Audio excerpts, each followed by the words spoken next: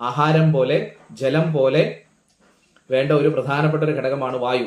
ആ വായുവിലുള്ള ഓക്സിജനെ സ്വീകരിച്ചുകൊണ്ടാണ് നമ്മളുടെ ശരീരം പ്രവർത്തിക്കുന്നത്. ശരീരത്തിന്റെ ബാഹ്യാവയവങ്ങളും ആന്തരികാവയവങ്ങളും നമ്മളുടെ ന്യൂറോ സംവിധാനങ്ങളും ഒക്കെ പ്രവർത്തിക്കുന്നത് ഈ ഓക്സിജന്റെ സഹായത്താലാണെന്ന് നമുക്കറിയാം.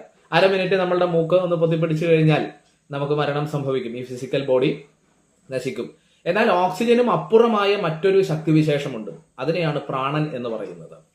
ഈ പ്രാണൻ എന്ന് പറയുന്നത് ഓക്സിജൻ തന്നെയാണ്, ജീവവായു തന്നെയാണ്. അല്ല, അങ്ങനെയാണെങ്കിൽ ഒരാൾ മരണപ്പെടുന്ന സമയത്ത് അയാൾക്ക് ഓക്സിജൻ എടുക്കുന്നില്ല, അയാളുടെ ശ്വാസകോശം പ്രവർത്തിക്കുന്നില്ല, അയാളുടെ നാഡീ സംവിധാനങ്ങളെല്ലാം നിശ്ചലമായി കൃത്രിമമായി നമ്മൾ ഓക്സിജൻ കൊടുത്താൽ മരണപ്പെട്ട വ്യക്തി എഴുന്നേറ്റ് വരുന്നില്ല, അല്ലെ?